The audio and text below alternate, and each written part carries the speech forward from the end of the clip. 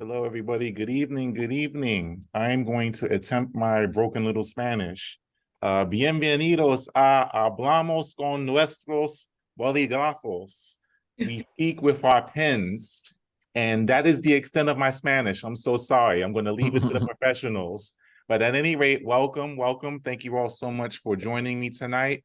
Um, this is the very first event by Poets with Purpose um, that's celebrating Hispanic Heritage Month. And I thank you all so much for joining in and participating. I have an awesome lineup of features, and there will be an open mic portion as well. So we're just gonna get right down to it. So as I share my screen here. So for those not already familiar with me, I am Noelle Figueroa. I am a poet, author, blogger, workshop facilitator, and event host. And I am the creator of the Poets with Purpose Poetry Workshop.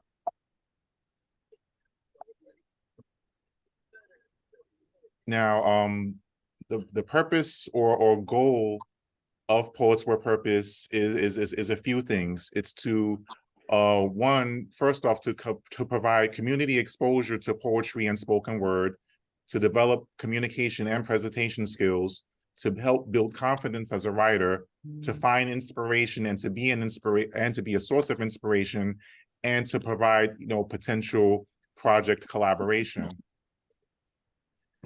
Now, for those that may be watching that are not familiar with what Hispanic Heritage Month is, it's a time of the year between September 15th and then October 15th.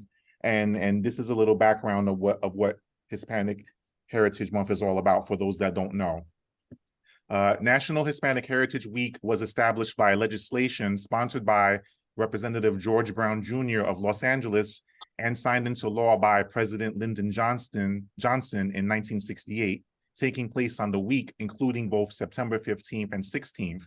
In 1988, the commemorative week was expanded to a month from September 15th to October 15th by legislation sponsored by Representative Esteban Torres, amended by Senator Paul Simon, and signed into law by President Ronald Reagan. September 15th was chosen as the starting point for the commemoration because it is the anniversary of the Cry of Dolores, early morning of the 16th of September, 1810, which marked the start of the Mexican War of Independence and thus resulted in 1821 in independence for the New Spain colony, now Mexico, and the Central American nations of Guatemala, El Salvador, Costa Rica, Honduras, and Nicaragua, which became the Federal Republic of Central America. The 30-day period also includes many dates of importance in the Hispanic community. Costa Rica, El Salvador, Guatemala, Honduras, and Nicaragua celebrate their anniversary of independence on September 15th. Mexico commemorates its independence on September 16th. Chile commemorates its independence on September 18th, and the celebration Columbus Day or Dia de la Raza, Hispanic Heritage Week, was first proclaimed by President Johnson in 1968 in Presidential Proclamation 3869. Presidents Nixon, Ford, Carter, and Reagan gave annual proclamations for Hispanic Heritage Week between 1969 and 1988. National Hispanic Heritage Month was first proclaimed by President George H.W. Bush on September 14th, 1989, in Presidential Proclamation 6021. Since 1989, all presidents have given a presidential proclamation to mark Hispanic Heritage Month, and this info was gathered from wikipedia.com. Now I'd like to introduce today's features. Starting in the first half of tonight, starting will be Karina G. Lopez, followed by Michel Antoine, and then L. David. Then after L. David, I'm gonna make space for an open mic. Then after the open mic, coming up in the second portion of tonight's event will be Rescue Poetics, followed by Tessa Mattiella, and then Porter Rock as coming in on the end. Now, starting off, we have Karina G. Lopez, and this is her bio. Look at that pretty face. Look at that. Beautiful. Karina Guardiola Lopez, I hope I pronounced that right, is a Honduran American Jew from New York and New Jersey. She is a poet, writing coach, educator, and author of Textual Time Capsules 2021, Jutina Journals 2016, and co-author of Live Big Girl 2017. Her works have appeared in For Women Who Roar, Writing for Peace, La Libreta Online, Great Weather for Media, The BX Files, and many other publications. She has featured at the NYC Poetry Festival at Governor's Island, the National Black Theater, New Eurekan Poets Cafe, Bowery Poetry Club, and other locations. Her collection of poetic stickers, magnets, and card deck for writers are available for purchase, and they help guide, motivate, and inspire writers to write their story. For more information, visit kglopez.com. Now, ladies and gentlemen, here's Karina G. Lopez. Hey, Karina, how are you? Good evening, everyone. Appreciate that. That bio is like, oh, that bio is long. All right, I'm going to go straight into it. I'm going to do some new pieces, going through some dedication pieces, and then end with some older pieces. I'm going to go straight through. First piece is called Cauldron. Soups are spells. Stews are supernatural dishes. Stir spices, sprinkle herbs, ponle sazon. Dash, dice, and dip. Root vegetables and sacrificial meats.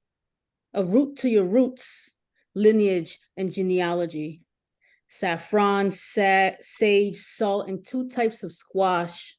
Shock tongues, soothe souls, and lift souls. Say a prayer, keep stirring. Sip slowly, slowly swallow. Serve while steaming. Now listen. Your great-grandmother's recipe is speaking. Your grandmother's prayers are still healing. Your mother's magic is manifesting. Caldero, cocina y cultura. This dish serves as a reminder. It took a village to create you. This cauldron is more than a pot. It's your history.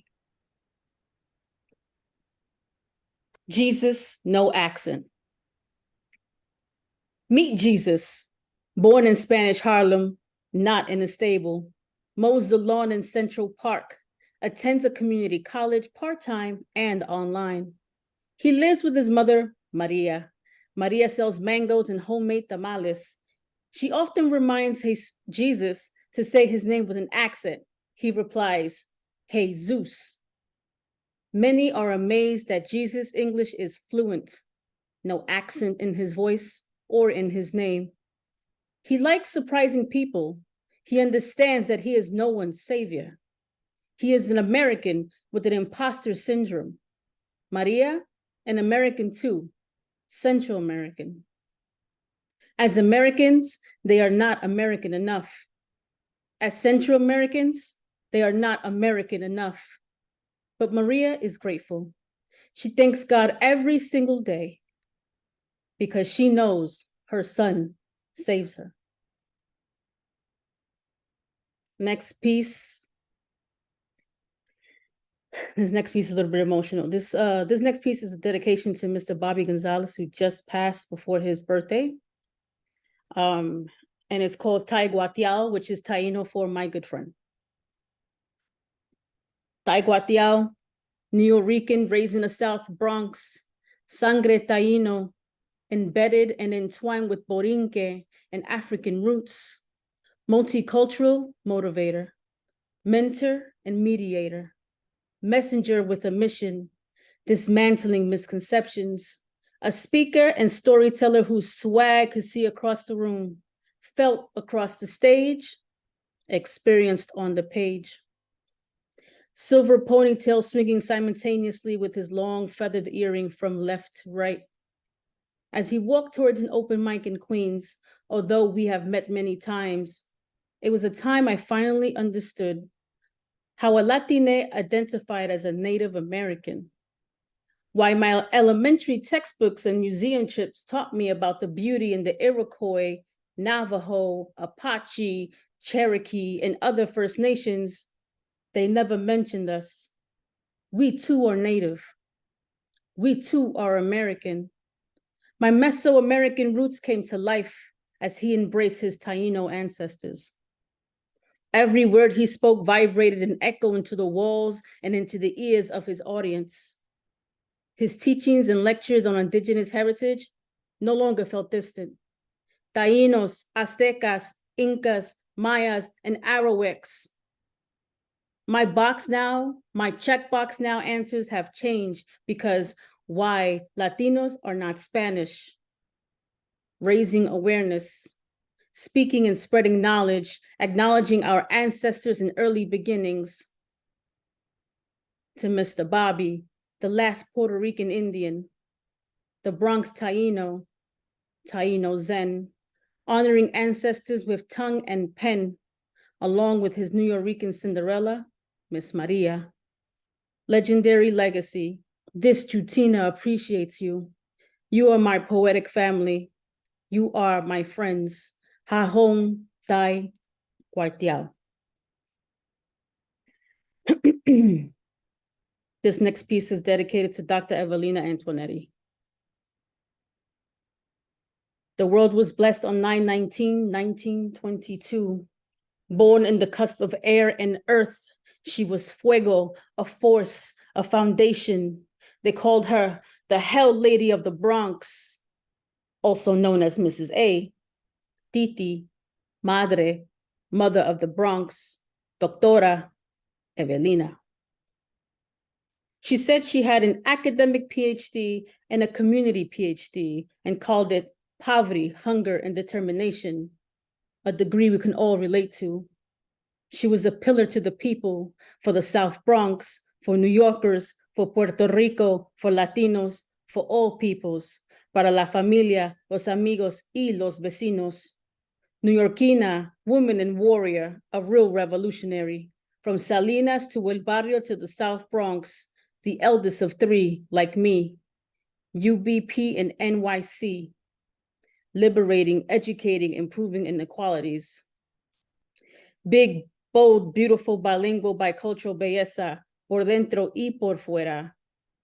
From pobreza to poder, surviving struggles and showing us the way, from stagnant, stubborn, sick systems of society to striving, sustaining, and supervising the streets in order to create successful stories. The world was blessed on 9/19/1922, a time before mine. 100 years later, here we are. We heal, we hear her, we honor her.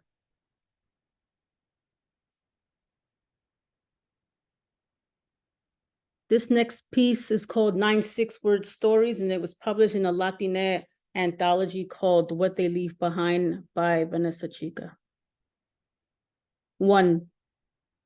Beneath all this brown, there's power. 2. Su café no necesita leche. 3. Genes of umber and amber blends. 4. Chocolate, canela, caramelo, skin so sweet. 5. Their pictures of God aren't yours. 6. Nuestra historia no comenzó en España. 7. Race checkbox missing, human race. 8. Cuentos, historias y verdades de nosotros. 9. You have inherited lies. Go unlearn. Noel, feel free to let me know if I'm going over time. Next piece, Urban Journeys. Inhale and absorb the salsa being played, the salsa being made, intertwine and entertain Aztecas and Tainos dancing in the streets, Mayas and Incas dancing to the rhythm of the drum beats, Mesoamerica and Norte America, La Marqueta or La Manteca, you choose your destiny. Civilizations of kings and queens spread to the four corners, Brooklyn, Bronx, Harlem, and Queens. These genes are well seasoned. Cassava y quenepas, nopales y quenepas, tortillas, carne fritas, please pass la cerveza. De Centro a Suramérica, México y el Caribe. Community and family, united in tragedies under the American reality. Somos Latinos, somos unidos, somos gente decente también, di que, señor presidente, we are more than flags and acentos. We are more than checkboxes and data and statistics, neighbors and natives, storytellers and folklore. Inhale and absorb. Saturate and explore. Exhale deeply. Release and enjoy nuestro sabor. Wow, wow, wow, wow. My last piece, and then I'm off. Question number 13, updated. I handed my job application. Question number 13 is incorrect, she said. So I checked, but it wasn't. It stated, are you an American citizen? Could I blame her? I'm 5 feet tall with long midnight hair and dark eyes, thick lips, wide hips, and big thighs. Bypassed my master's degree, 20 years of educational experience. My resume must be all lies. She must have thought I was a bean frying, burrito making, taco selling, tamale eating, poncho wearing person. Okay, but I'm an American too. Thank you. Wow, wow, wow. Those were dope selections from Karina G. Lopez. Wow, wow. I'm always feeling your poetry, Karina, and I'm so glad you were able to join me tonight. For those that don't know, I experienced your poetry. You were interviewed on one of my episodes in my first season of my podcast, and I believe you were in maybe 1 or 2 other events prior, after that. But always appreciate you and your work. And I respect your work, and I really appreciate you coming out tonight. Do you have any events or projects that you like to share with the audience that you like to announce? I have a reading coming up with the Long Island Library. It's going to be on Zoom on the 11th. So you can go to my website, kglopez.com, for more info. Okay, that's what's up. Thanks again, Karina. Much appreciated. Thank you. All right, y'all. Before I introduce the next feature, I just want to I forgot to highlight this in the beginning. Anyone sharing poetry in it tonight, it does not have to be like bilingual or locked into the theme of tonight. So don't feel bad if any poetry that you share tonight doesn't fall into those categories. The whole main idea of tonight was to gather Hispanic writers and to give space in light of shining the light on Hispanic Heritage Month. So I don't want anybody feeling left out if they don't fall into these categories. Anyone is this event is open to all that's desired to participate. So with that, I'm going to introduce tonight's next feature, which is Michel M. Antoine. Michel M. Antoine, also known as Shelly, is a bilingual licensed mental health counselor, certified Zumba instructor, poet, and author. Her first book, Stop, Love, and Listen, is a self-published collection of love poems and journal entries that focuses on self-love, following our intuition, and being present in life. Her second book was published with 2i Publishing in June of 2021. Lost and Found is a poetic journey that focuses on finding oneself after being lost from heartbreak, insecurities, and self-doubt. Michel believes in the power of community, healing, and self-love. She is an advocate for mental wellness and uses journaling, poetry, art, and dance as expressive means to channel emotions. Here it is, ladies and gentlemen. Here she is, Michel M. Antoine. Hey, Michel. Good evening. How you doing? Hi. Good. How are you? Thank you for having me. Yeah, glad to connect with you once again. Thank you so much for participating. Thank you. Thank you. Hi, everyone. And thanks again, Noel, for having me and the introduction. I will get right into the pieces as well. I do have 3 pieces. This first one was following a writing prompt about that asks about ethnicity and culture. So this is a bit of an older piece, but I thought it was very applicable for today. When I am finished my set, I will drop my website where you can find out more information about my mental health practice, as well as the books that I've published. You can find me in the buffet off Main Street in Spring Valley, piling my styrofoam tray with rice and beans, fried fish, plantains, and topping it with beekleys. The spice makes my taste buds tingle, and the aftertaste fills my soul with pride. Words of Creole bounce off the elder's tongue as my heart resonates with just a couple words. A healthy, envy. And as I speak English with the cashier, I'm reminded that not fluently speaking the language makes me no less Haitian. But you can hear my pride roar through a smile, ready to burst the moment I see a Haitian flag wave. Waving in honor, waving in existence, waving in prosperity, waving in longevity. Haiti, the first Black nation. Who wouldn't be proud? But I wouldn't be whole if I didn't share why I truly have the best of both worlds. From vallenatos blasting on Sunday mornings to arepas con queso, or my favorite, arroz de coco, pescado y patacón. Barranquilla me está llamando, es el hogar de mi corazón. From the cumbia to porro, que viva Colombia, soy latina y orgullosa, mi sangre quema como el sol brillante, el lenguaje me encanta, and I can go on and on about the pride inside, but I'll let you see for yourself. Black and Latina, Haiti and Colombia, from the thickness in my hair to my lips and nose, proud like no other. Thankful for my mother and father and the ancestors before them.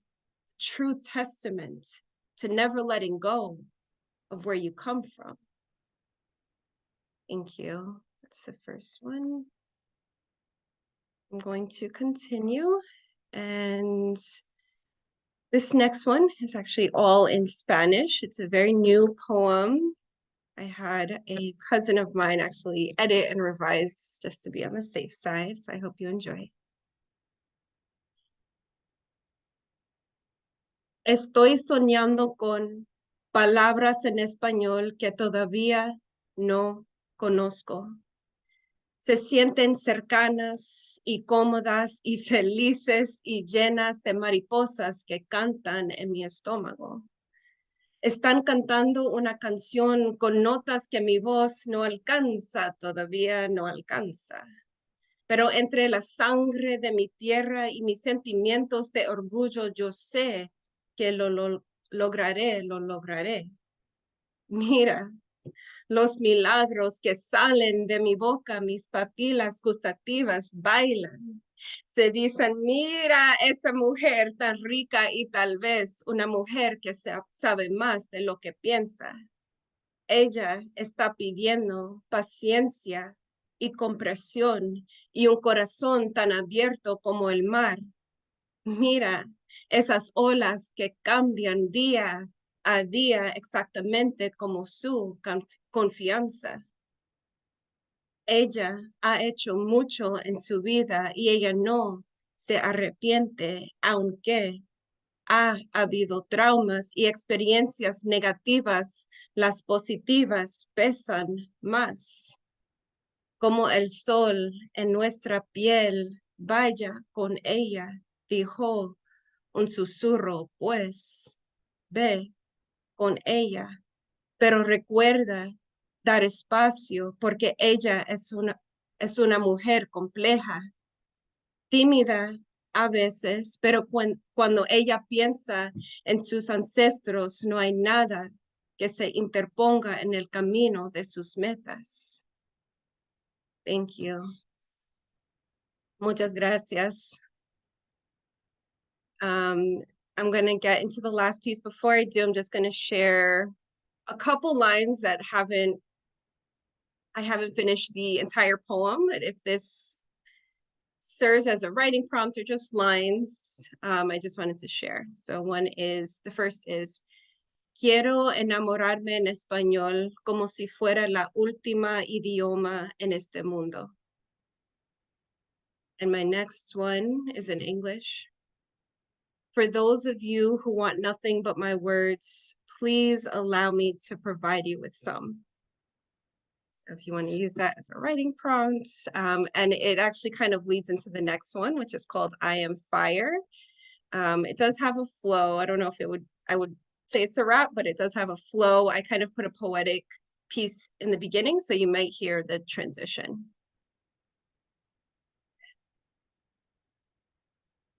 I am paralyzed by the cold words your tongue feeds me. You spit words like ice. I am left frozen, but my thoughts are active, burning. Do I deserve this? You leave me both hot and cold, but last I heard, they wash each other out. Last I heard, water wipes out fire, but not this one.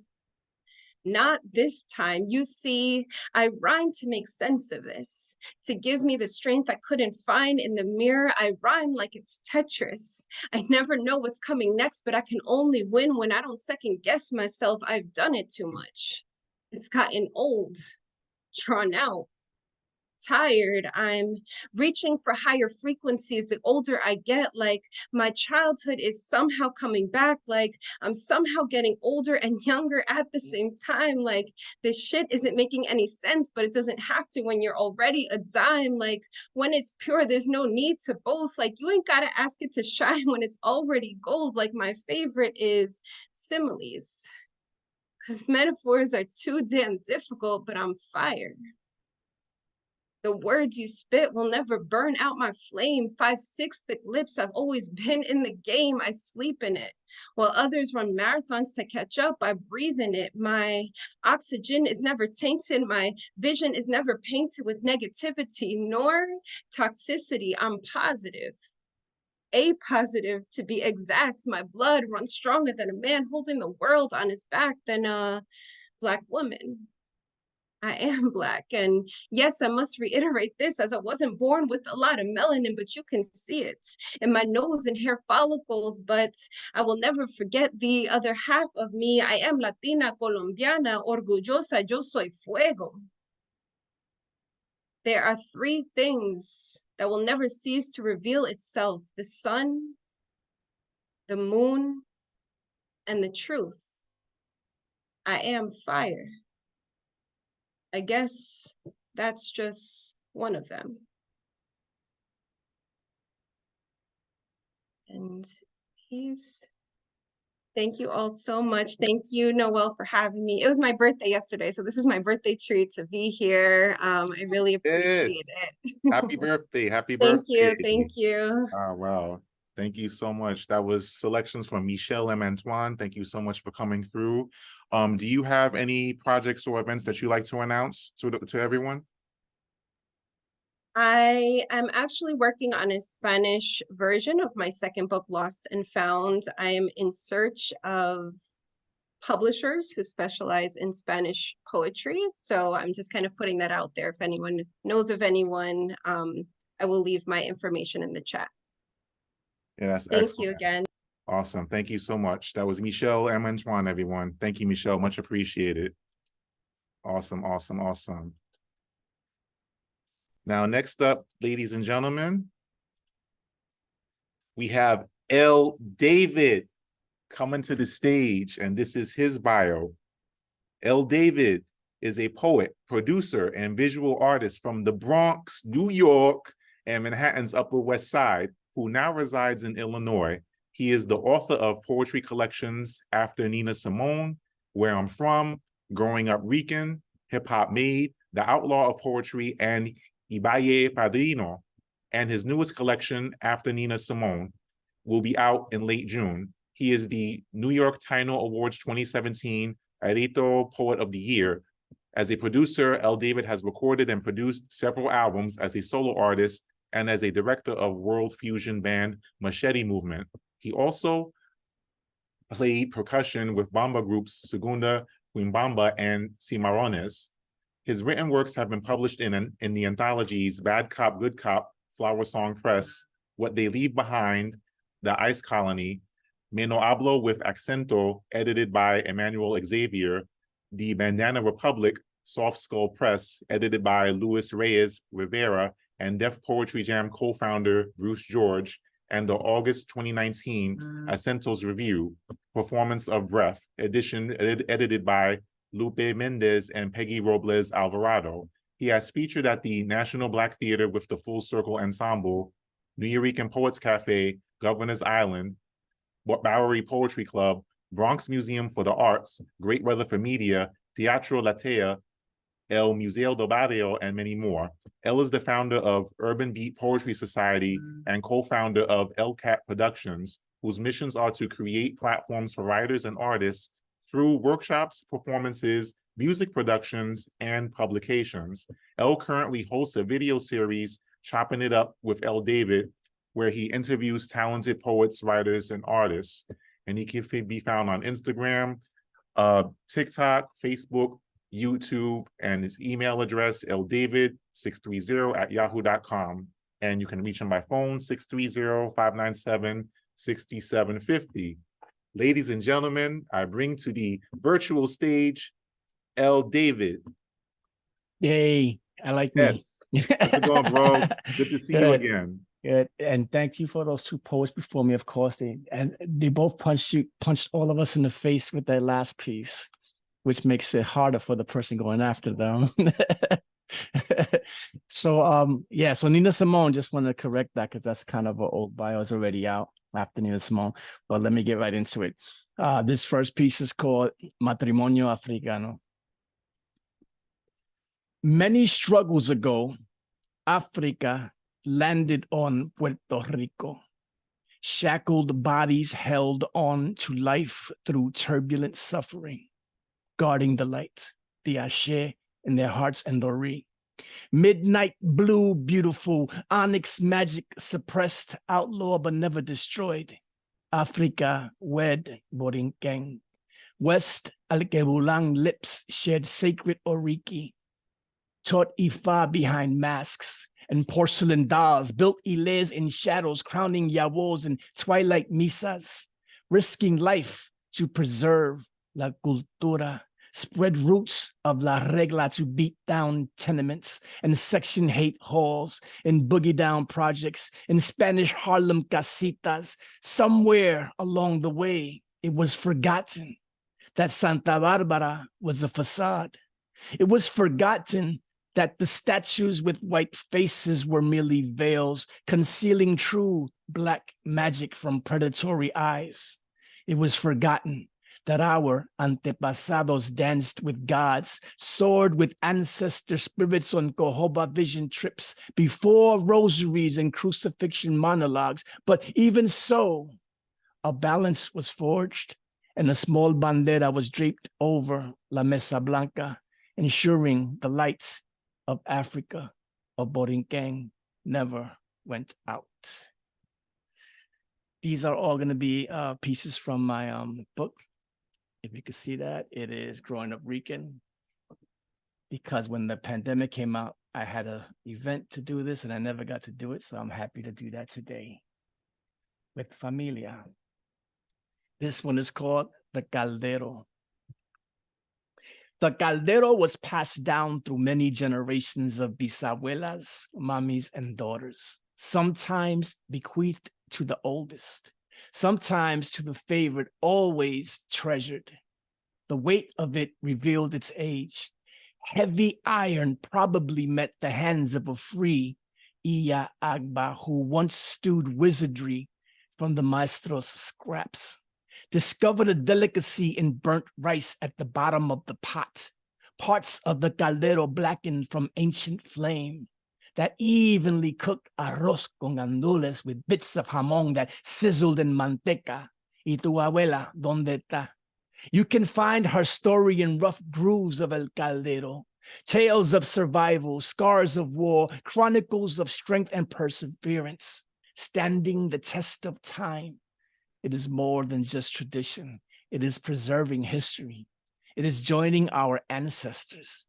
There is soul and legacy in the passing down of El Caldero.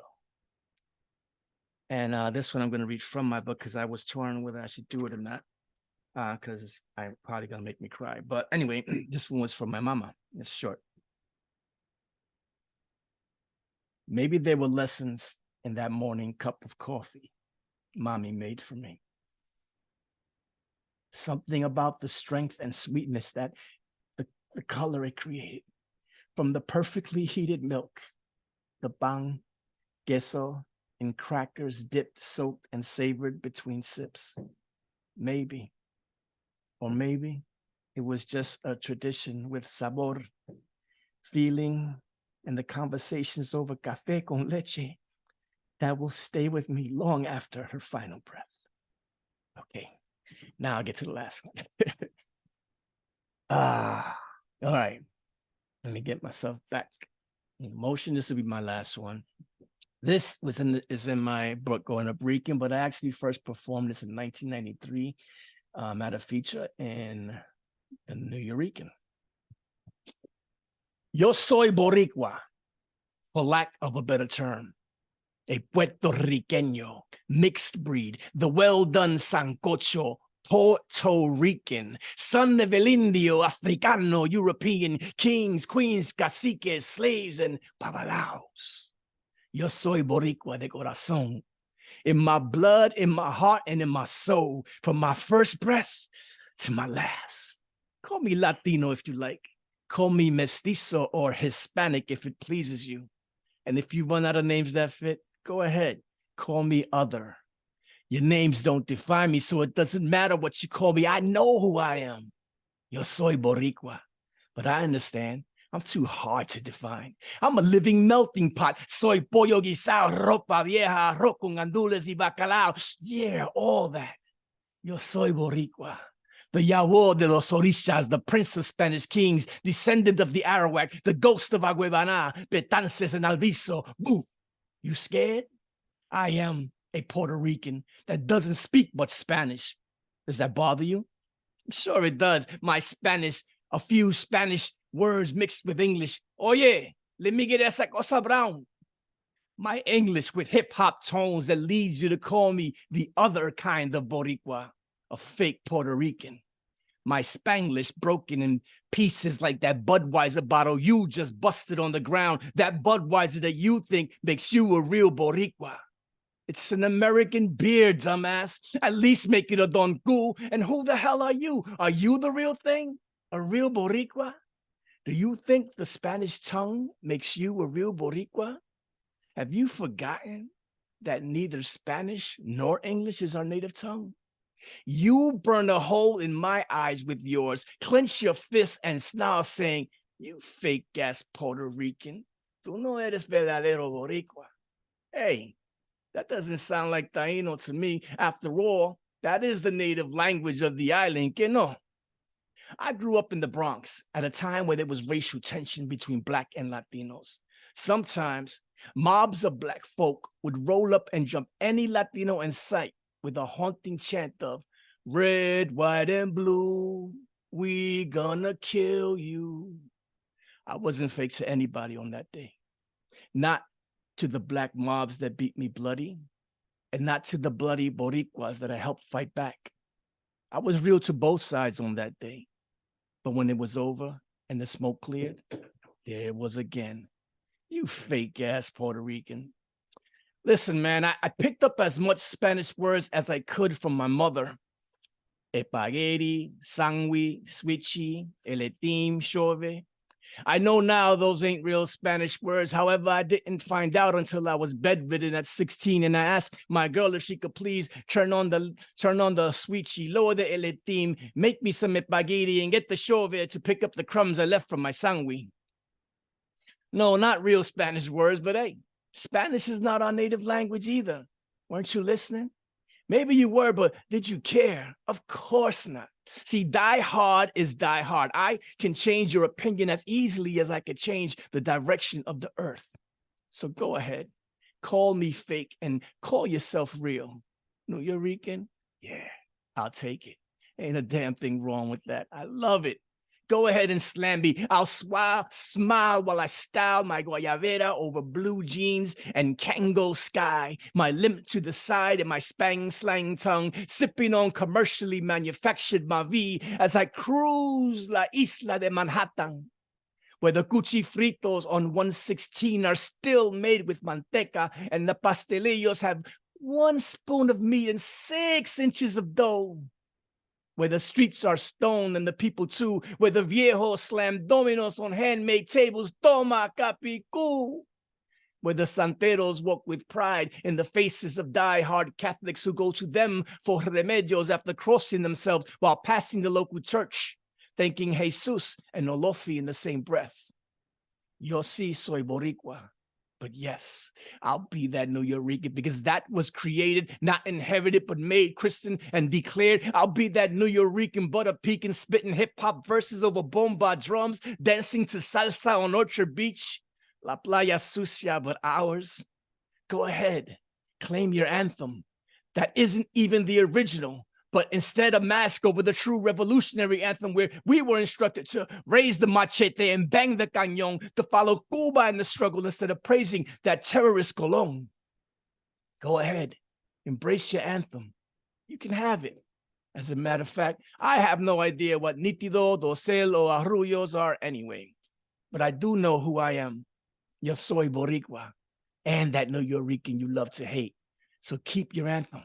I don't need it. I have my own, el Nuyoriqueño. Thank you.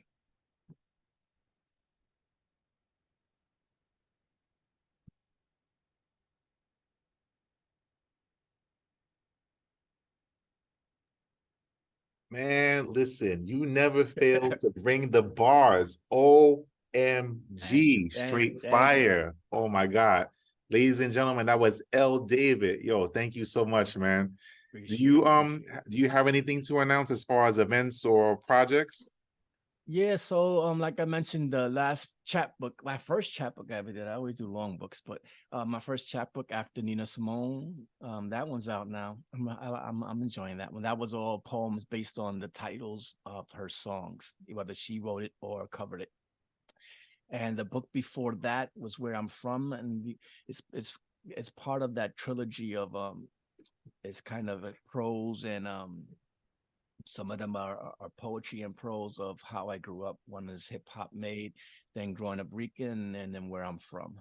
And then the last one was Ibaye Padrino, which was about my padrino who passed away. And I have a poetry album out right now, which they wouldn't let me enter into the Grammys because it's all about, you know, who sponsors you at this point, or owns you, I should say. But it's called Urban Beat Poetry, if anybody wants to check that out. And then I just also did an album, it's a bomba fusion album, which is what my band used to do. It's called Volver a Quimbamba, because I used to be one of the members of the Segunda Quimbamba, Jersey City Bomba en Plena group. And I wanted to do an album where I go back to the music that I used to play when I was with them. So that's where I'm at right now. Yeah, that's what's up, man. Congratulations on your latest projects, man. And thank you. As always, I wish you all the best, man. And be sure to put your info in the chat for sure. Yeah. You know where to find me. Well, we gonna find you. Okay. Yes. We can't let this bomb poetry slip out our hands, man. I'm always in trouble for some reason.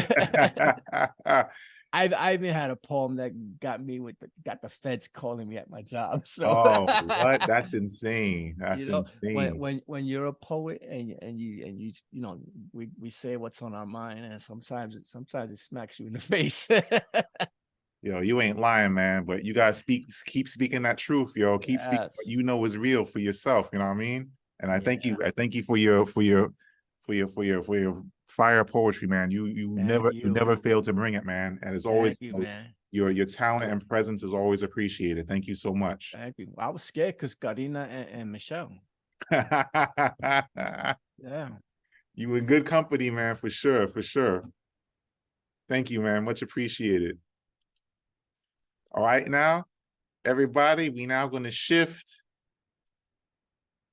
into the open mic portion of tonight's event.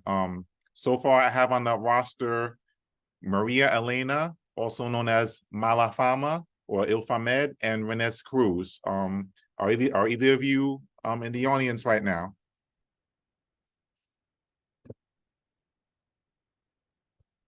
Maria or Renes? All right, I don't see them online. That's okay, not a problem. We're gonna keep it moving. Is there anyone online right now that wants to participate in the open mic? You have a 2-poem limit if you like to read. No? All right, no worries, no worries. All right, so what we'll do is we're gonna go right in. I'll continue with the next set of features. And next up is going to be Rescue Poetics, and I'm going to share her bio right now. Rescue Poetics, also known as Susan Justiniano, is a self-taught bilingual poet with a deep love for knowledge, music, coffee, food, dogs, and the color red, not always in that order. She is twice honored poet laureate, the first Puerto Rican woman poet laureate of Jersey City, New Jersey in 2020 to 2022, and State of New Jersey Beat Poet Laureate for 2022 to 2024. Words are embedded in her life. Her passion for them started at age 9 with a dictionary, notebook, and the latest paperback she could get her hands on. As a globally published and performing poet, she has recorded poems to music in English and Spanish and is deeply immersed in the arts across communities throughout the USA. Rescue Poetics poetry is designed to connect on a level far deeper than what the eye can perceive. Her words weave stories of strength, growth, experience, and love in its many forms. Her audio poetry is found on streaming platforms. And for more information, you can find her everywhere. She's on Linktree with /Rescue Poetics. And ladies and gentlemen, coming to the virtual stage is Rescue Poetics. Hello, hello. Hola, Hola. beautiful ones. How Thank you you. doing? Good. How are you doing? I'm doing well, thank you. Good to see you again. Thank you so much for stopping by. Oh, my pleasure. Thank you for making and holding space and for inviting us all to share in this community. It's absolutely beautiful. Abuelita, thank you for rooting in me pan sobao, mantequilla, y café con leche. Sitting on your lap at the age of 5, I learned how those amazing flavors, textures, and scents created core memories. This was our time, rarely visited at the long dining table next to El Chinero, mantel y plástico hanging and hugging the 12-seat oval. Oak and dark wood of high-backed ornate cushioned chairs echoing the caramel hues of bustelo y lechipoti. Pan de manteca, sitting on its white sleeve, bakery letters in red, plastic twist tie cast aside for later, if any remains. Mantequilla, half melted, half hard, holding onto the pockets of white baked goodness, crunchy shell, leaving bread chips behind.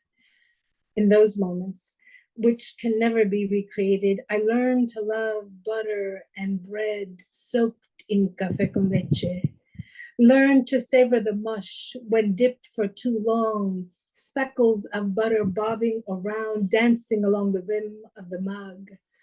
Although the bakeries are no longer there, and the bread doesn't quite taste the same, to this day, I dunk el bollo de pan, if only once.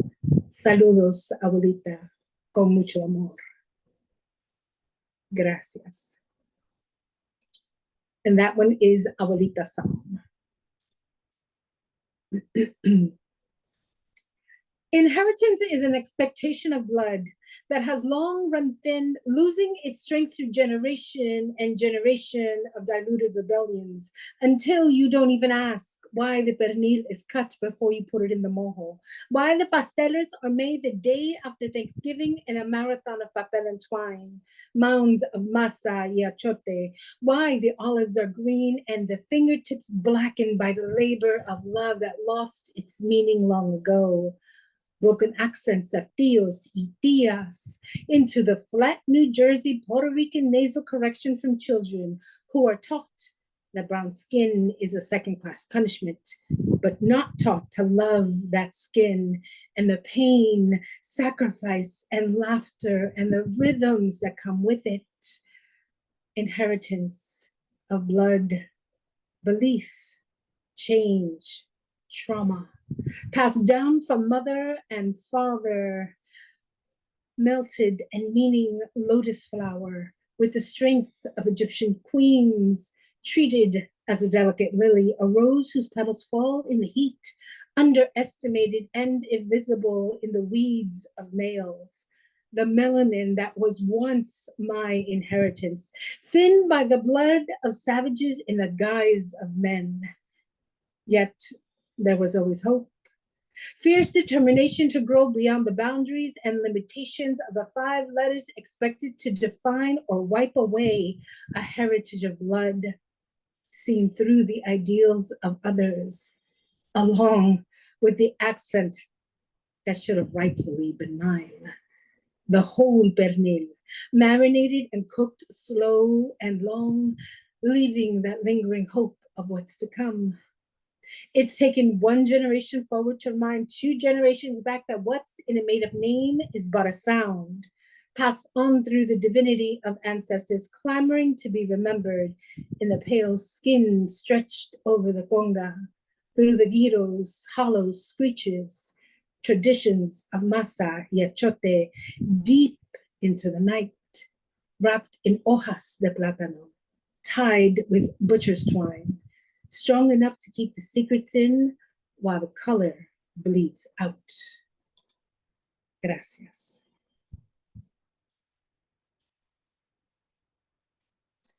So this next one is actually a collaboration with Tony Alderando, who's in California. So this is the first iteration of that. I just put on my revolutionary jacket. I just put it on. It was hanging in a closet. It hangs no more. I just put on my revolutionary jacket, all torn and worn, dusted off the trauma of lives lost in the name of freedom, a basic human right. I just put on my revolutionary jacket, pulled it from under the basket, covered by memories of life's other jackets. I just put on my revolutionary jacket. I pulled it from under the lies of capitalism I've collected to hide the revolution of truth and of self. I look in the mirror, no longer recognizing the revolution that once burned in my eyes. Patches of past protests stitched down the front, heavy from grief, slumped my shoulders down. Where did that fight go? Superpowers dulled by daily dichotomy of what feeds the power of transformation. Where did the light go? Stripped by media's constant, unrelenting onslaught of rebellions quashed, honoring those who didn't make it instead of celebrating the living, the fighters, the new jackets. Where did the belief go? Staring into the mask of fear, oppression, scratching and scratching and scratching away at unity, accepting false legends from false prophets as they collect our jackets, claim them as their own. Who are we without those stories kept safe in the pockets of our jackets? What revolution do we seek when the clothes used to define us wrap around and tie behind us? I just put on my revolutionary jacket. It was hanging in the closet. I just put it on. It hangs no more. I just put on my revolutionary jacket, ready to wage war. It's been too long in the dark, covered in plastic to suppress its magic. I just put on my revolutionary jacket, form fit to my ribs, frayed sleeves just right, threads hugging my backbone, giving me strength. I just put on my revolutionary jacket, ready for the front lines, buttons in line and in time, recollections of ideals in their shine. I just put on my revolutionary jacket. When are you putting yours on? Thank you.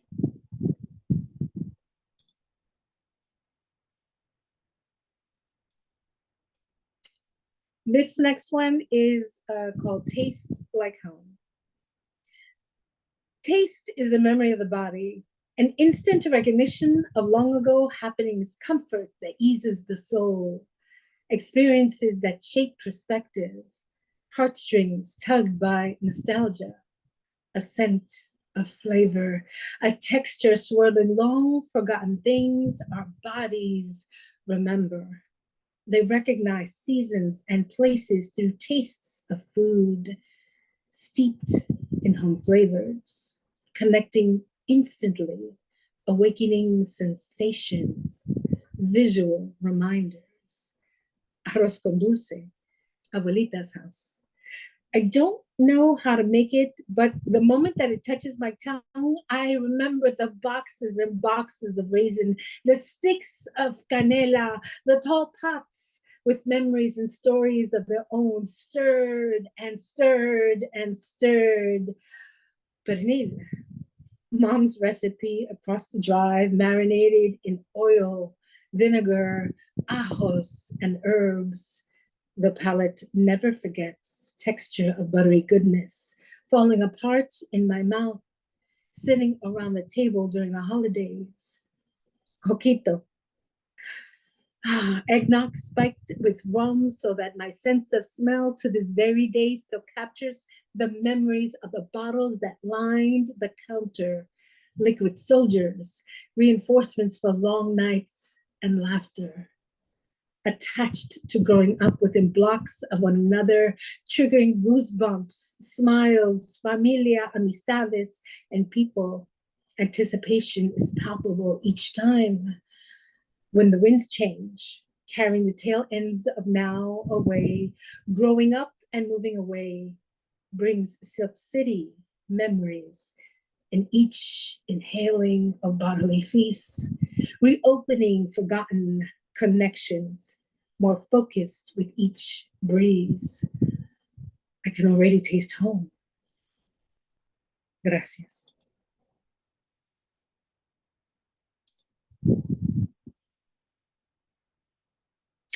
And this will be my last piece for today. I have witnessed sunsets over mountains, at the lips of gaping canyons, on rooftops, as light dips behind skyscrapers, from bird's eye view through glass. One is each and unique and brings something different, carries its own memories and fire. Every one births a new night. There is a particular sunset, standing as sands shift through my toes. Turquoise waters turn purple on a day when clouds fold over in harmony with the waves. This sunset stands out. Colors that boggle the mind, presence that ignites the spirit, grace that eases the body to halt. A messenger of brighter times to come. It's as if she reaches her arms wide, embraces all, gives thanks for the day, yields into the night, lowers her head below the horizon. A farewell kiss of heat on cool, lapping waves. The surrenders of poise, preparing for her rise, keeper of memories of the day gone by. I watch as she turns to slumber, giving thanks in return, toes touched by heated kisses delivered on cool lapping waters, brought back toward the horizon as the sun dips past the memories. I guess that's how the sun should set on Coney Island, in the center of the universe. Gracias. Gracias, familia. Wow, wow, excellent, excellent. Thank you so much. Always a pleasure to hear your work, Rescue Poetics. Thank you so much. Excellent work, excellent work. Do you have any projects or events that you'd like to announce? Thank you for that. Yes, actually, this Thursday, this week starts Jersey City Art Week, and on Thursday, Greenville Arts Crossroads brings poetry, visual arts, and music to the west side of Jersey City at 3 Thirds Cafe. The information is all over Instagram and Facebook and everywhere else. Other projects include a variety of workshops that I'm working on that are coming up and doing something for the holidays. So I may be reaching out to some of you to do workshops in Union Library in Union, New Jersey. And yeah, there's always something happening. So check me out on social media. Awesome, awesome, excellent. Ladies and gentlemen, that was Rescue Poetics. Thank you so much again for your awesome poetry. Always a pleasure. Thank you so much. Gracias, gracias. Excellent, excellent. All right, y'all. Coming up next to the virtual stage is Tessa Mattiella, and this is her bio.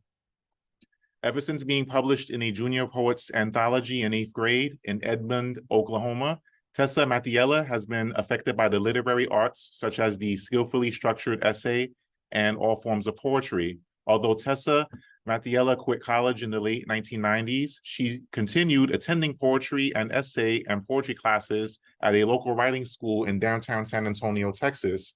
Tessa found her way back to college in the summer of 2016 at one of the Alamo community colleges. Several years and more term papers than she imagined, she graduated with an Associates of Arts in 2020. After a couple of months, Tessa signed up for classes with the previously mentioned writing school known as the University Without Walls, or Gemini Inc. Tessa has attended classes recently with poet Sheila Black. Tessa has also studied essay writing with San Antonio Express new columnist Carrie Clack. Tessa enjoys reading and writing many types of poetry, including the tanku, haiku, free verse, and simple rhyme. Last year, Tessa's quadruple verse America style haiku was published in a local arts and events paper magazine called Street Talk in San Antonio, Texas. Tessa began attending and reading at local open mic in 2018 and was grateful to read at a local open mic afternoon for the Jazz Poets of San Antonio and grateful to be back with music by a band called the Chromosomes. Most recently, Tessa has studied with poet Veronica Golos back in May of 2022. She continues to attend open mic readings online and in person and continues to study, read, and write poetry on a weekly basis. One of the poets she admires is Neoami Shahib Nai. I hope I pronounced that right. Now, ladies and gentlemen, coming to the virtual stage, Tessa Mattiella. Hey, Tessa, how you doing? Hey, good. Good to see you. Good to see you Great. too. How's everything? Hey, it's awesome, and I'm so grateful that it's your support. You provided this forum for us to share our words. Oh, you're very welcome. Thank you. An extended family vacation on a beach in Mexico.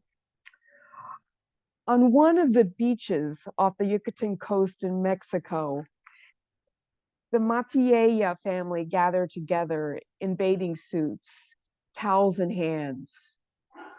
Maria Luz Morales, Alfredo Matilla, under several hotel beach umbrellas pulled together to make a larger amount of shade, standing in flip-flops, sneakers, and sandals on soft, hot, sinking sand in the late afternoon sun. This moment is filled with the excitement of being somewhere new, yet not alone, as we join up with familiar faces and voices, The new place is different from where my brother and parents and I were before. The air feels different. It is warmer, more humid. It smells completely different. The trees, the rocks, and people are different. My dad's younger brother, Ben Chapin, as he is known, along with his wife, mi tia Terry, and my three older cousins, uh, and my dad's brother, Carlos Caco, are there, as well as mi tia Elsa and her esposito. I remember loving, hovering older adults speaking rapidly in an ununderstandable to me at the time, yet familiar language. Although I didn't know what was being said specifically at the time, I remember being able to pick up on the calm tones of happiness, admiration, and love in the voices. I remember mi abuela's voice, calm, gentle, appreciative, and loving. Mijita, y mijito, oh, qué bueno. I remember running out with my brother and the other cousins into the waves, crashing one after the other. I remember jumping into the waves and sometimes falling. And then my older cousin teenage girls would lift us up over the waves so we wouldn't, as they crashed forward.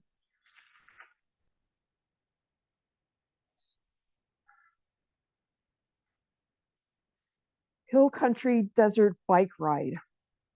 Into the midst of a sometimes quiet 2-lane meandering frontage road, the street winding through the Texas hill country climate and habitat in the mid-morning heat, I bike, pedaling and moving myself forward using only my own energy. Among what is left of the Texas hill country vegetation, passing bunches of wild dark green cedar trees, I bike up a hill, forcing myself through the waves of summer heat, steadily intensifying as the sun rises and blazes.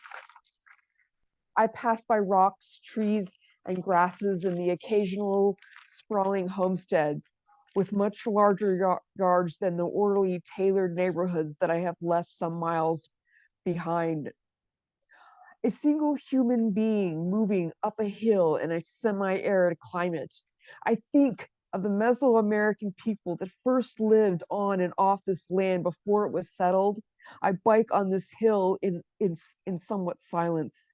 I listen for the possible whisperings of the spirits gone before of these tribes, surviving and living off this kind of land, this kind of climate at this time of day. What would my very own Mesoamerican grandmother's tribe have done? How would they have survived in this kind of heat? I listen in the silence as I pedal. Pay attention to the heat now. How is it affecting your body? Maybe stay on the shady side of the road as you bike. Appreciate the body's movement, but know when it needs fluid. Appreciate the air and any breeze that might blow. Appreciate the vegetation that still manages to grow naturally on either side of the road. Seek refuge from the sun in the shade of the vegetation when needed. Appreciate any animals or creatures you may encounter as you push up the hills. How are they doing? What are they doing? Survive. And this last poem is called Rhythm Sister Lifted. I hug the life-filled, warm upper torsos of my brother's 2 children gratefully. We had all been demonstrating to each other that during COVID, how to do a popular dance moves that we had each learned from other people, while frantically trying to keep up with the rhythm of the silly background music called Nyan Cat, all by laughing, giggling, and spazzing out. Rhythm. Now it is time for them to go back to their home in another central South Texas town. Quietness returns to the living kitchen dining room, but not stillness within me. I know it would be a good idea to calm down the childlike energy that I have in common with kids at times. I walk to another room in the house, sister. With hands beginning in Namaste prayer position, I go through the movements of the yoga sun salutations, Surya Namaskara A and Surya Namaskara B. Then I kneel, saying the Our Father. After 2 more sun salutations, I sit on the floor to rest. I assume a meditative sitting position. I close my eyes. I let my mind wander for now. I think about all the religious lessons I have learned in the past from different sources and different meetings, and ponder the various faith and spiritual paths I have come to understand through the years. Light, allowing my hands to rest palms up on the carpeted floor of the room, I breathe deeply. Suddenly, I'm aware of the silence.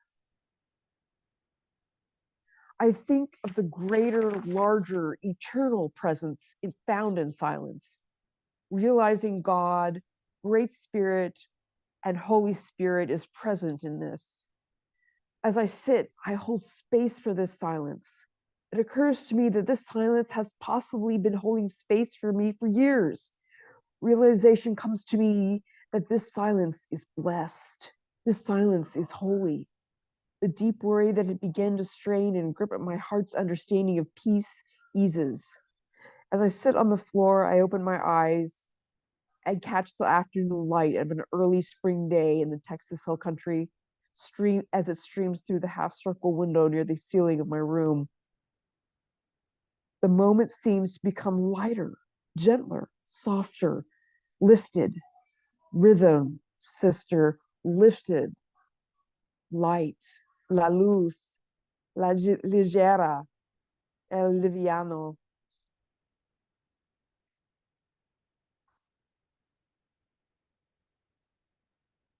Wow, excellent, excellent. Tessa, thank you so much for joining in tonight and sharing those poems. Excellent pieces. Thank you so much. Thank you. Do you have any events or projects that you would like to announce to the audience? Just that I'm reading tomorrow at a online group that meets on Sundays in Texas, but it's called Celebration Circle, and it's on YouTube. Okay, excellent, excellent. Feel free to put that info in the chat. Thank you so much for coming through to read. That was Tessa Mattiella, ladies and gentlemen. Thanks, Tessa. Thank you. All right, y'all. Last but certainly not least, we have coming now to the virtual stage, Porter Rock, and this is his bio. Born in the mean streets of Newark, New Jersey, also known as the Brick City, Yari Porter Perez found his passion for writing at a young age.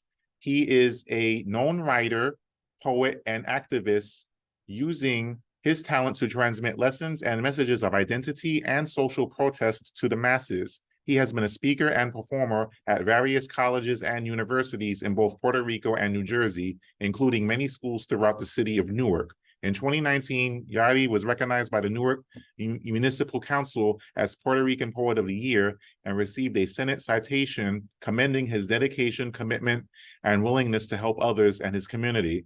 In 2018, he proudly published his first book of poetry titled From In Between the Bricks I Rise, Reflections from a Porter Rock. His poetry was also featured in the following anthology, No Tender Fences, an anthology of immigrant and first-generation American poetry. Yari is currently finalizing his second book of poetry and writings titled Politrix y Cultura. Now, coming to the stage, we have Porter Rock. Hey, bro, how you doing, man? Huepa, mi gente. Thank you for having me. Good to see you, man. How's everything? Beautiful. Couldn't be better. Excellent, excellent.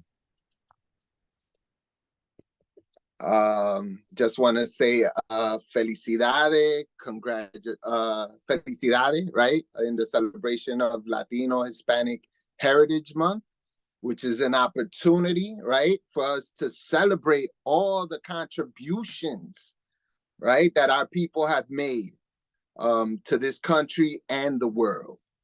So, and felicidades a todos los poetas, all the poets tonight. what an inspiration and motivation. So I'm gonna share some pieces, right, that of course reflects identity, which is something very important. This first piece va un poquito así. Yo soy, I am. Soy arroz junto con habichuela. El ritmo que separa la bomba y la plena del hip hop que corre por mis venas. Yo soy, I am. Héctor Lavoe cantando de su pena y alegría, convirtiendo sus cuentos en poesía. Yo soy, I am. The young lords marching through back in the day, chanting, despierta boricua, defiende lo tuyo, jíbaro sí, yankee no. Yo soy, I am. Taíno, arawak, español, africano, todo lo que compone nuestra cultura, porque así fue que lo hizo nuestra historia. Yo soy, I am. Juan, Miguel, Milagros, Olga, Manuel, working, slave, and paying for the price of fire with my blood, sweat, and tears. Yo soy, Agüebaná, Filiberto, Betance, Arbizu, Lolita y Cancel, peleando por mi bandera y la libertad de nuestra gente. Yo soy, that child of the Americas who once was lost and now has found his place in society. Yo soy, I am, la semilla que fue sembrado en la casa del enemigo para cosechar la venganza y llevarle la batalla a ellos. Yo soy, I am, the classified, the stereotype, discriminated, former Goya eating, mira, mira, que pasa, voice of the struggle. Yo soy, I am, hijos de padre y madre que dejaron su isla del encanto en búsqueda de algo y en vez cayeron en el país del espanto. Yo soy, I am, the W and para la estrella en la bandera y sofrito que te deja con la boca abierta. Yo soy, I am, that poet who will fight for the cause and ignite the light in your mind while giving you la receta para combatir todo lo malo que nos rodea. Yo soy, I am, uno de los hijos de la diáspora, siempre representando a mi isla, aunque ahí no nací, lo cargo conmigo donde sea que me encuentren. I am, yo soy, that dude who sometimes say, qué chévere, or move to the sounds, to the salsa tan sabroso y caliente. Yo soy, I am, el hacha y machete de jíbaros que aún me visitan en mis sueños para recordarme que Puerto Rico necesita ser libre. Yo soy, I am, the brick city born in the gutter wild child who will always say loud and proud, yo soy boricua, para que tú lo sepas. Yo soy, I am.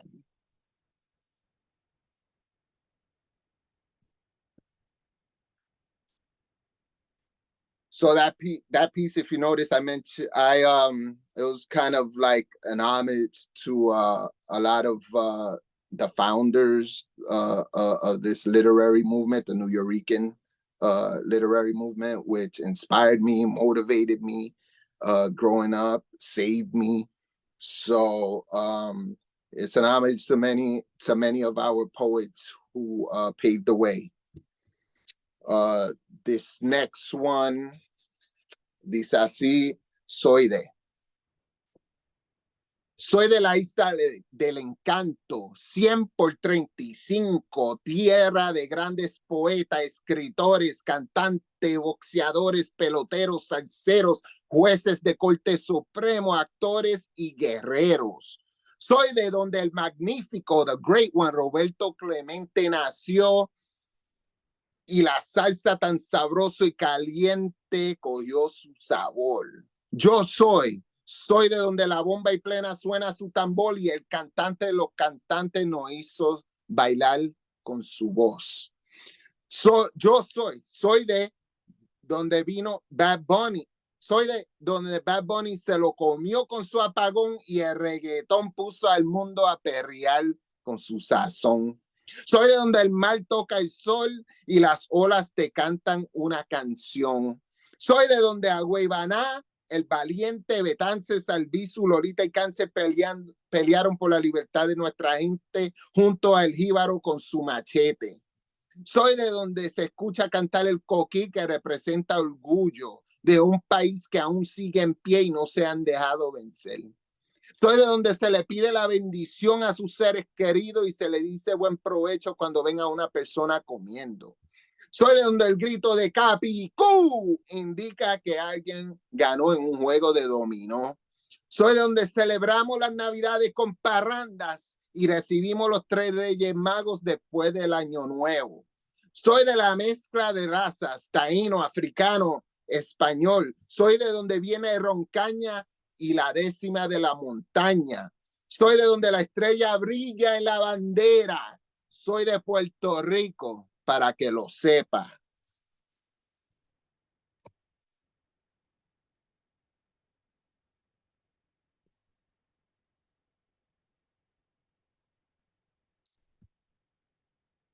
This poem, the following, that was a new poem that I actually wrote. I'm also a school counselor in the high school here in Newark. And I use my writing to motivate, inspire students. Well, that's my hope. And I concentrate a lot on identity, since if we don't know who we are, we're definitely not gonna know where we're going.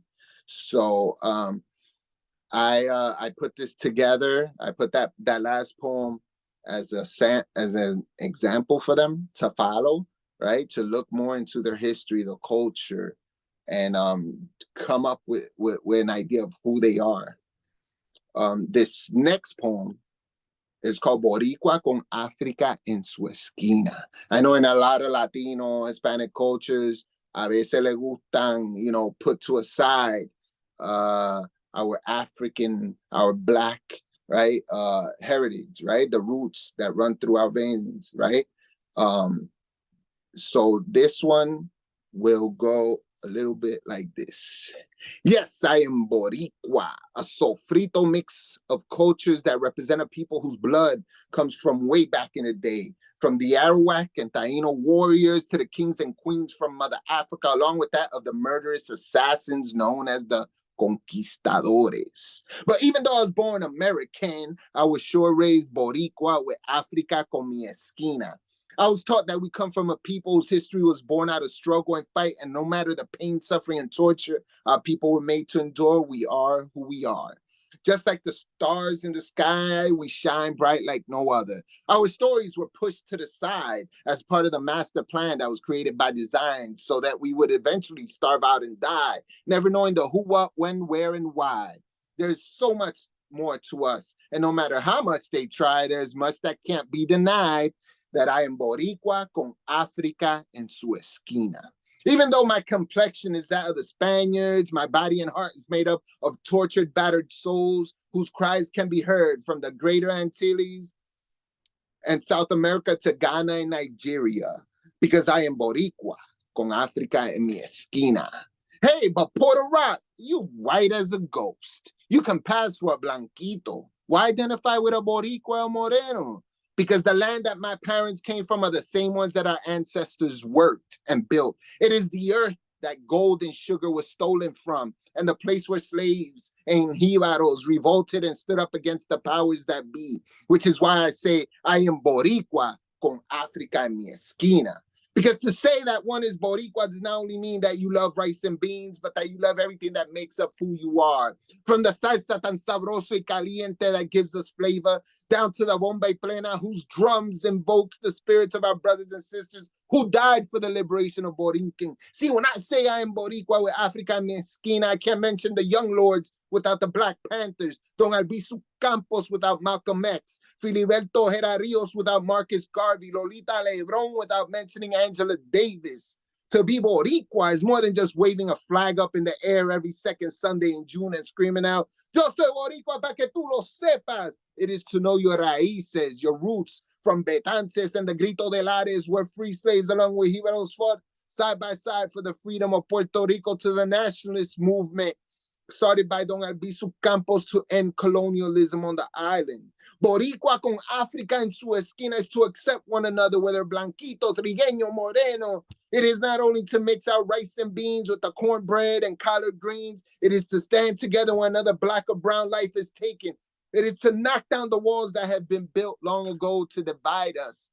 To be Boricua with Africa en su esquina is to raise your fist in the air against injustice in its every form while screaming pa'lante. To be Boricua with Africa en tu esquina is to know the works of Piri Tomás, Julia de Burgos, Tato Laviera, Miguel Piñero, Pedro Pietri, Sandra Maria Esteves, and how beautiful it is to be Black and Puerto Riqueño in America really is. To be Boricua with Africa en tu esquina is to know Charlie Chase and Ruby D as the first Puerto Rico MCs. To be Boricua with Africa en tu esquina is to know that Yemaya is the mother of all Orishas who protect many of us. To be Boricua with Africa en mi esquina is to celebrate one another's accomplishments like no other. It is to make our story and not tell his. To be Boricua with Africa en su esquina is to be a true Puerto Rican.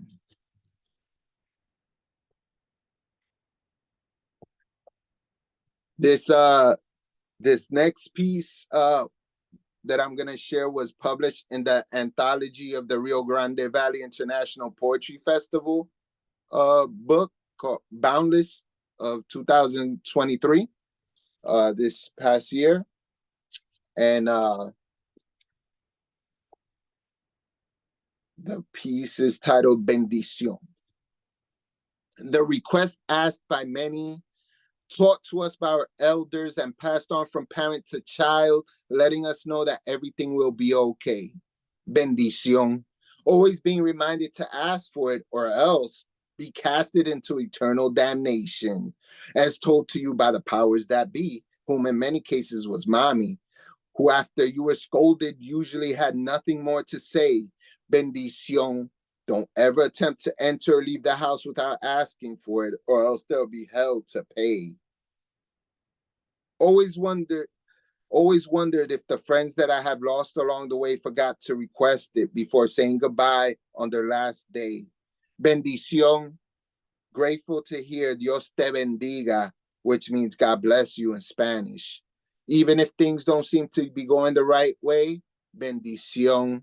I even got my kids requesting it from me nowadays. Bendición, que Dios te bendiga.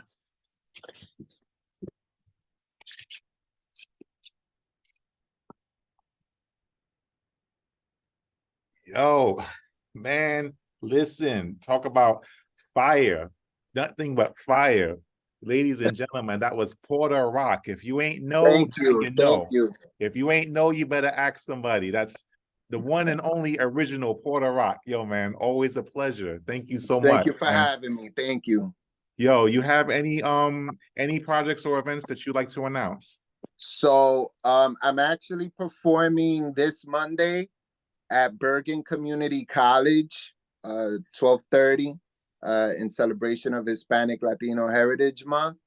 And I believe there is an event coming up in Tuckerton, that's South Jersey, from the Soup Can magazine.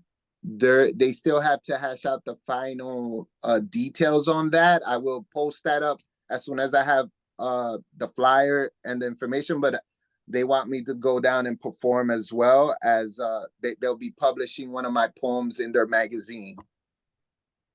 Oh, that's what's up, man. Congratulations. Congratulations. Thank you. Thank you. Sure, be sure to put your socials in the chat. Of course. I'm also, I finalized the second book, Politics y Cultura. So I'm just sending it around, shopping, see if I get picked up. Oh, that's what's up, man. Congratulations on those projects, man. That's awesome news, man. Thank you. Gracias. Gracias, mijo. Gracias. Yo, no question. That was Puerto Rock, ladies and gentlemen. And for those that may not know, every feature that's performed this evening has been a guest on a previous episode on my podcast, the PWP Session. So you can go to the Poets with Purpose YouTube channel and check out the archives for those past interviews.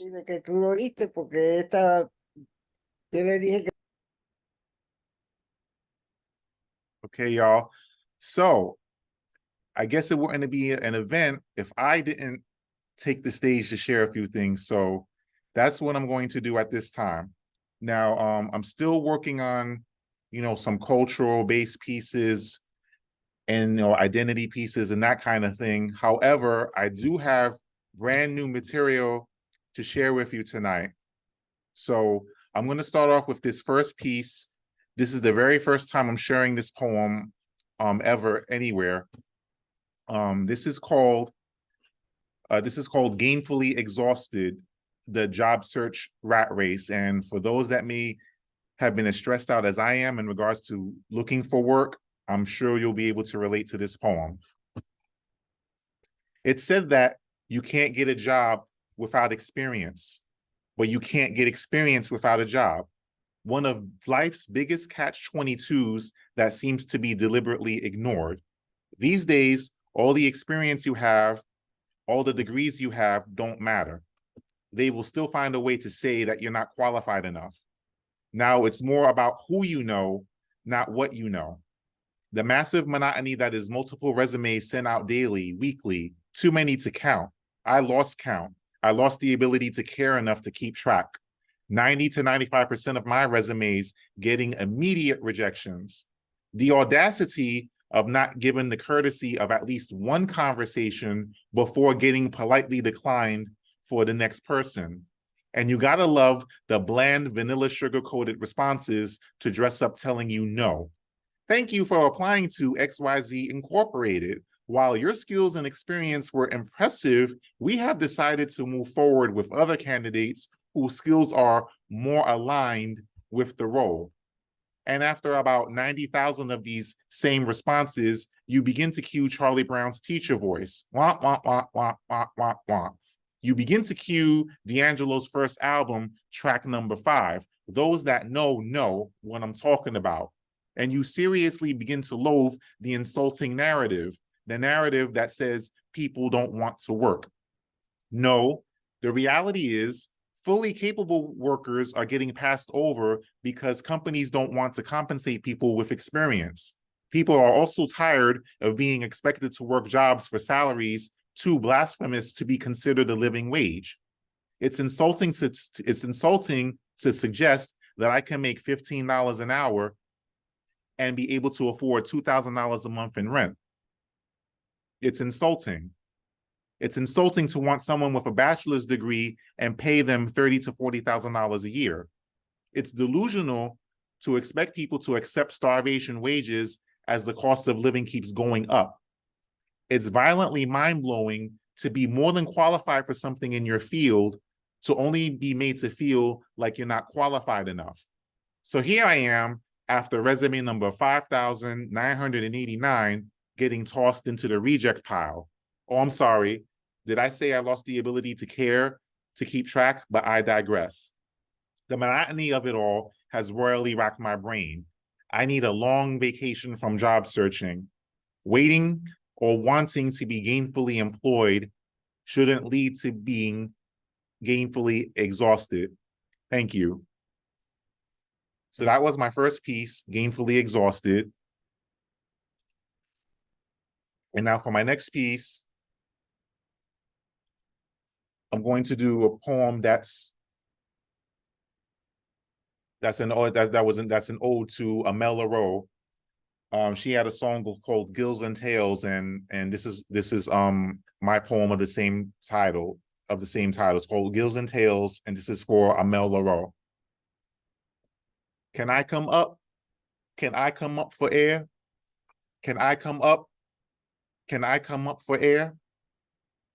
Back in 2000, you said you knew I was down, but then you asked me when I'm going to get up. When you're going to get up. When you're going to get up. In 2023 still has me asking the same question.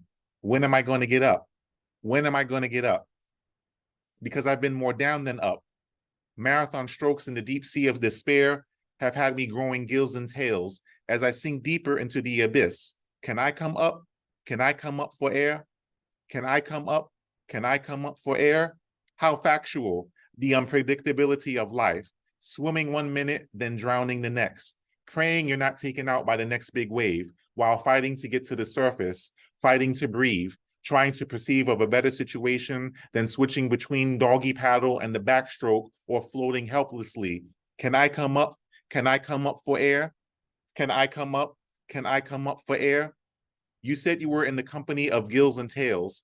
I may have pulled an Alice in Wonderland on you, tumbling down behind you, watching your skin grow scales and watching mine follow suit, because we were on the receiving end of lifing. Can I come up? Can I come up for air? Can I come up? Can I come up for air? Life can be one big fight to breathe, like a fish out of water, evicted to an unnatural state of being. Dare we drown or race to the surface to inhale fresh air and exhale the despair and deprivation? Do we stay in the company of gills and tails or leave and remove the gills and tails that have become our own? Can I come up? Can you come up? Can we come up for air? Thank you. So that was Gills and Tails. Thank you all so much. Now this next piece I want to share is kind of like, I guess you could say, inspired by current events. And this piece, sorry, I'm pulling it up from my blog. Okay, here we go, y'all. This poem is called The United States of Double Standards.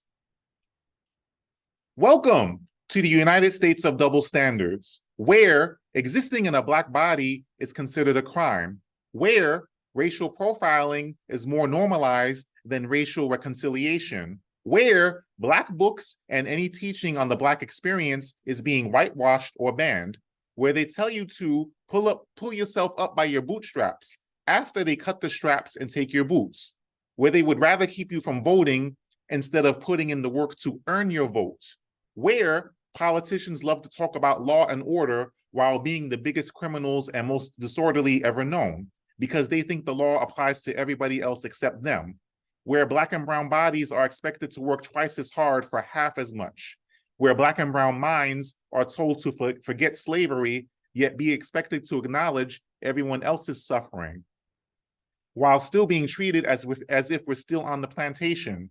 Welcome to the United States of double standards, where being Black means you can't go fishing, go to work, go to school, go shopping, go on a vacation, go jogging, go for a drive, or walk into your own home, or basically anything else in life without being harassed or attacked because of the color of our skin. While the voices of white fragility offer screams of guilt with their go-to racism doesn't exist, or it's all in your head, or my personal favorite, I don't see color, where all the Karens and Kens are desperate to hold their incessant need to feel superior by not minding the business that pays them, where they will swear up and down that the playing field is level, while our schools, our hospitals, our neighborhoods remain underfunded, underserved, and lack fully efficient access in most instances. Think about the removal of the streetcars, the tearing down of the 2nd and the 3rd Avenue elevators, the Cross Bronx Expressway, the Brooklyn Queens Expressway, gentrification, food deserts, etc., so on and so forth. Welcome to the United States of double standards, where if you call out racism, you're accused of being racist or race baiting, where Blackness can keep your home from a proper appraisal, where Blackness can keep you from getting a job, a loan, or a promotion, where affirmative action is seen as unfair, but legacy admissions are not, where politicians receive extravagant gifts they don't report, where CEOs and corporations get millions of dollars in tax breaks and incentives, but they refuse to pay living wages, where all the pro-life people are anti-gun control, anti-universal health care, anti-raising the minimum wage, anti-free college admissions, anti-free school lunches, anti-anything that actually benefits the greater good of the public, where freedom in your Black skin is somehow a threat to theirs, where they have a problem saying gay, but no problem saying nigger, where they love Black culture but hate Black people, where they steal your ideas and claim them as their own. Welcome to the United States of double standards, where freedom, liberty, and justice for all is merely an unexercised ideal. It's merely an unexercised ideal, where they want to sue a Black woman for owning a business catering to Black women, but have no problems excluding Black people from theirs, where you're always expected to be inclusive, but that same energy to be included is not reciprocated at the same level, where you're always guilty until you're proven innocent. And when innocence is proven, no apologies are given. None whatsoever. Where Black History Month and Juneteenth are questioned about their need, while the 4th of July and every other holiday never gets the same scrutiny. My country, 'tis of thee, sweet land of hypocrisy, where injustice runs rampantly, let freedom ring. Land where Blackness is a crime, blood, sweat, and tears run through these times. Fight until this land is yours and mine. Let freedom ring. Thank you. So that was the United States of Double Standards. Thank you all so much. I see the love in the chat. Thank you so much. Now let's see here. All righty, so I'm gonna drop one more piece for y'all. And this is also a new piece. Thank you all so much for the love. I appreciate it. Let me just pull this up on the blog on my screen, just a moment. This is another recent piece. It's kind of a part two to a poem from my first book, One Man's Journey. I had wrote a poem called A Dream Deferred. It was my tribute to Langston Hughes. So this is kind of a part two to that same poem. So this is called A Dream Deferred Part 2. It's a tribute to Langston Hughes.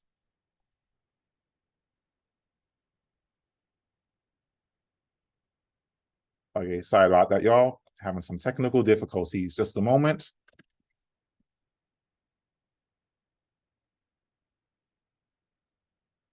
Oops.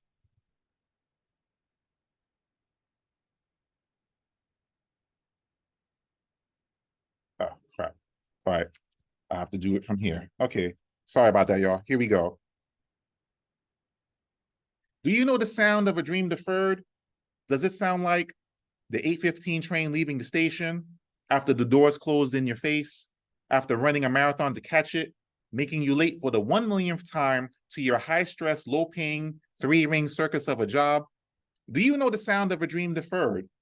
Does it sound like your boss giving the song and dance on why they can't pay you what you're really worth after hiring 10 people after you with generous benefits and salaries, while you get your hours reduced and your only benefit is not cursing out your boss or quitting because you still need your 3-ring circus of a job?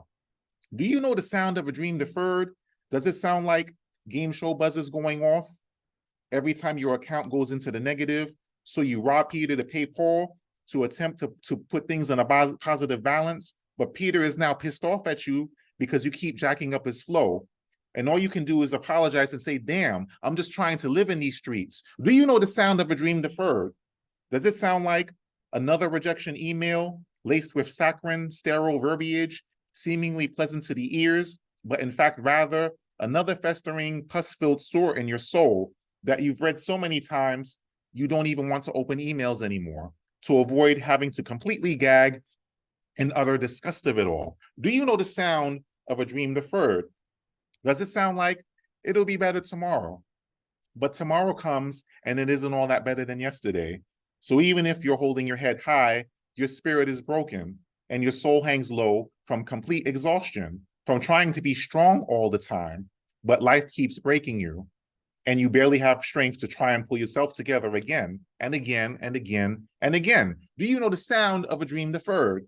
Does it sound like you have to live like a starving artist for the rest of your life? Does it sound like the dream will be deferred forever and you're left feeling mocked by circumstance, those wretched I told you so's, the seething stares of those that hoped you would fail, and they feel that they achieved the satisfaction of seeing you fall on your face? Do you know the sound of a dream deferred?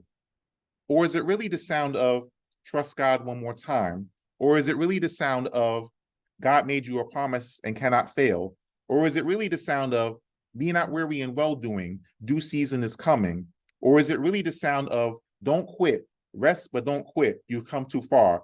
Or is it really the sound of there's purpose in you, greater is coming? Or is it really the sound, is it really the sound? Is it really the sound? Is it really the sound? Is it really the sound? Or is it really the sound? Or is it really the sound of one that's determined. Thank you. Thank you all so much. Thank you all so much. Those are new pieces. You can find all those poems on my blog, The Anointed Pen Scrolls, at wordpress.com. Thank you all so much for the love in the chat. I greatly appreciate it. So as I come to a close, I'm going to share my screen one more time. Yes, thank you. Thank you all so much. I appreciate all the love in the chat. Thank you so much. So at this time, I want to take this moment to say thank you. I want to say a big thank you to all of my features: Karina G. Lopez, Michel Antoine, L. David, Rescue Poetics, Tessa Mattiella, and Porter Rock. Thank you all so much for bringing the poetic fire to this virtual stage this evening. I thank you to my audience. I appreciate all the love and support that you have given to Poets with Purpose. I appreciate the love. I appreciate the respect for my work, and please know that the feeling is mutual. I appreciate all of you. I respect all of you as a person. I respect the work that you share. I thank you for making space for me, and I pray that I can continue doing the same for all of you, making space for you to share our art, to share our voices, to share what matters to us. Know that our voices are powerful, our voices are needed, and especially at this time during Hispanic Heritage Month, we must represent. We must continue to be bold with who we are. Let us not be ashamed of who we are. We have stories to tell, and we must stay in control of the narrative. Let's not let anyone else control our narrative. So I encourage you all to keep writing, keep sharing, keep showing and sharing your authentic selves. Thank you so much. Next open mic for Poets with Purpose is to be announced. So stay connected to all social media channels for future event announcements. For more information about Poets with Purpose, you can reach me at 646-372-6230 or email me at poetswithpurpose@gmail.com. All flyers and logos for Poets with Purpose have been provided by Eclipse Graphics, and you can find them on Instagram @Eclipse Graphics New York, or NY, excuse me. Or you can go to their website, eclipsegraphicsny.com. And lastly, for those that are interested in making a donation to Poets for Purpose, you can do so through PayPal, Tap Media Man, $Anointed Pen, or through Zelle, utilizing my phone number. And that is a wrap, ladies and gentlemen. Shout out to all the features. Shout out to the audience. Thank you all so much for your time, attention, and participation. It's greatly appreciated. Tonight's event will be posted to the Poets with Purpose YouTube channel, which should be uploaded within the next hour or so. So be on the lookout for that so you can share the video to your social media channels. Thank you so much. Felicidades. Thank you. Thank you. Thank you for love. Much love to all of you. Much love and appreciation to all of you. Thank you all so much. Have a good night and God bless. Thank you. Dios los bendiga. Bendición. Thank you so much. Buena noche. Yeah. Gracias. Bye. Gracias.